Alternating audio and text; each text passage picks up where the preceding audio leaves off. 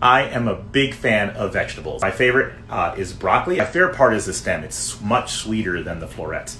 So what I do is I put the stems in the bottom of the saucepan, put just enough water to barely cover them, but not quite, so that they're braising, and then I throw the florets on top of that. And 5 minutes later, the stems are perfect because they braised, and the florets are perfect because they actually just steamed. I'm always looking for different ways to cook every vegetable. I learned from Melissa the Arabian a technique called almost raw soup. You need half as much that you would normally need. So this is 2 servings for me. Normally this would just be 1 serving of broccoli for me. Maybe that's a lot, I'm not sure.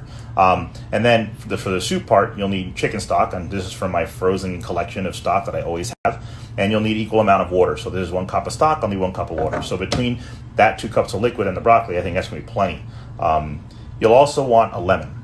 And then that's it. Now, in the future, I'm gonna try using an aromatic every time. Garlic, onion, chili pepper, something to judge it up, but I want to taste the fundamental recipe, because look at this. I would normally just steam this, add a little bit of umi plum vinegar, and maybe a touch of butter, and I'd be happy as a clam.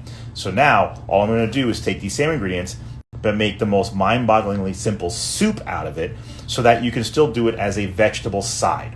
When it comes to chicken stock, I have many videos where I've made this. They're on YouTube. I think I might have some on YouTube, and if not, I'll put some out. Because I do it so often. So I take these beautiful little 1 cup containers. They're hard to get. They used to be all over the place. Now I have to actually Amazon them. And I put them in just for 1 minute. I don't let the lid, stay on completely. So I give that just 1 minute. I can do that just by hitting my start button. And 1 minute later, that will be just loose enough that I can take it out of the container. Then I'll put it into my smallest pot, and then that's how I'll warm it up. Okay, so again, if you don't do frozen stock, it's that easy. Those little 1 cup containers are brilliant. If you want more than a cup, you use more than 1 container, and you're good to go. So you can see that now all I have to do is turn this over, give it a little squeeze, and the whole block of ice comes out. And I'll put this on the lowest heat I have, because it'll be a minute before I need it. And that should just melt it down nice and slowly. And then this container, completely reusable. I will, eventually they crack, and that's how you know it's time to get rid of them. But completely reusable for many uses. And I put those in the dishwasher, and they'll be ready for my next round. Okay, after that, I gotta break down my broccoli, and I'm gonna roast it for 5 minutes. That's the almost raw part. So I've got my oven already preheating, and it's a hot oven, so 400 degrees, as opposed to a normal oven of 350. So I need to break this guy down, and then I'm just gonna roast them with olive oil, salt, and pepper. And that, you can stop right there. Roasted with olive oil, salt, and pepper is a wonderful way to eat broccoli, and I will do that many times. But today, I'm gonna do my almost raw soup. So let's get this guy broken down. I just twist the stem like this. For the florets, you can make them any size you want. But notice how I split those up, right? So when you want to split up a broccoli, you don't cut through the top, you just cut through the stems. And so you can see there it is. And if you get one that's, say, too big, right? So once you cut through the stem, if it's too big, you can always just cut through the stem again. And if you cut through the stem, it always just pulls apart, and you have another broccoli of the exact size you want. So get your broccolis cut down to the size you like. So now, I told you the stem is my favorite part. So what I want to do is just get rid of as little as possible, but I need to get rid of the outer edge. That's really, it's going to be way too fibrous to be enjoyable. So I do it in a rectangle. So I just pick the flattest side I can find and then make it more flat. And then I just kind of roll it into a square each time. And so I'm always looking for broccoli which has a nice long stem. A lot of broccoli is all floret. And it's funny because most people seem to think the florets are the best part. But most people have tried it with me. They're like, holy cow, you're not kidding. So then I'll cut this maybe into thirds. Okay. And then maybe I'll cut this into thirds as well. Okay. Okay.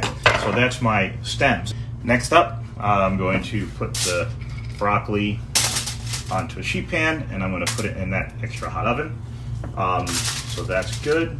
And again, remember, this could be your whole deal right now. If you're going to be doing a lot of stuff on the stove all at once, it might be great to then use your oven to make your vegetable. So get the salt and pepper on there, and I'm going to use regular olive oil, not extra virgin, and that's because I'm cooking, right? So again, when I do it raw, salad dressing and stuff, I like using a nice high quality olive oil. Okay, so that's good enough. Toss it around a little bit.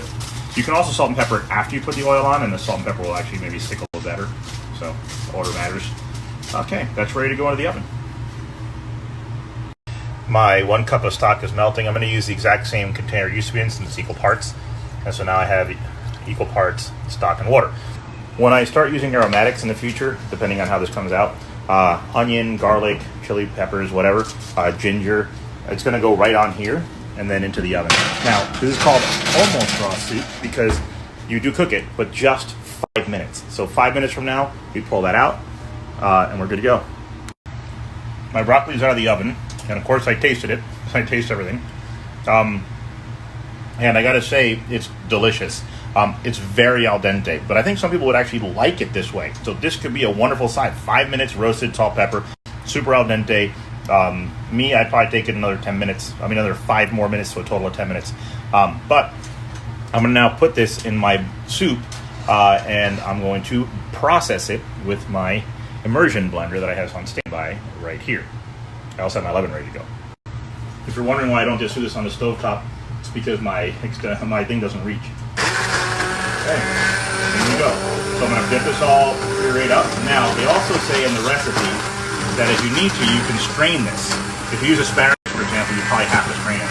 With broccoli, it may not be as important. Okay, we get all this processed up. And then, notice that my soup is already hot. That's because I started with a frozen stock, and all I really had to do was melt it, but it took me a little bit longer than I wanted, so it actually got a little hotter than I expected. So you can do this with a cool stock. You don't have to wait for it to get hot like this, because you're going to heat the soup up once it's processed. We're close to that being done. I'm going to go ahead and squeeze half a lemon in here. Okay. So half a lemon goes in. Oh, that lemon smells delicious. You can see there is a lot of graininess from the florets. So if you enjoy that pulp, then you might like it just like this. I actually don't mind it. Yeah, I mean, oh, it's so delicious. The homemade chicken stock, the brightness of the lemon, and mostly it's broccoli flavor. I'm gonna strain this out and see how I feel about the difference, because I do actually like the little bit of pulp myself. Well, I just strained that out, and check it out. Look at all the pulp. I'm also, gonna taste just the pulp here and see how gross that is. Oh, that's not gross at all. Okay, good news. Guess what, guys? I am saving this pulp, and I'm gonna figure out some way to use this, because that is yummy. Oh, mix that with a little ricotta cheese and make it a ravioli stuffing. All right, and there's the soup now, fully strained. That's going to be a delicious side. Oh, I just tasted it. Oh yeah, I can't wait to add this to my next meal here. Well, guys, there is my steaming hot bowl of soup.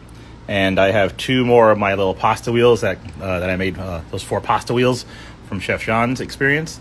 And I got to tell you, just having a little soup on the side instead of a vegetable, like, yeah, it would be gorgeous with some broccoli right there. But just having a little bit of a soup like this, and being pretty much no more effort than making a normal, roasted vegetable, and the flavor.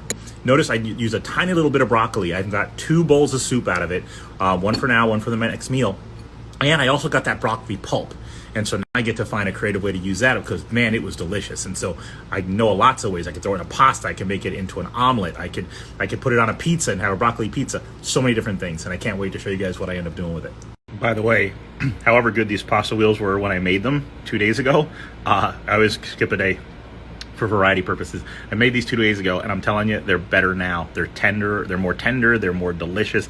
It's because I didn't put all that effort in. I didn't taste everything as I went. So my palate is now clean of all those flavors. So when I taste it, it's just a flavor bomb. When I cook and taste all the way through, when I finally do eat, I'm already kind of used to, acclimated to those flavors. So that 2 day later meal is always spectacular.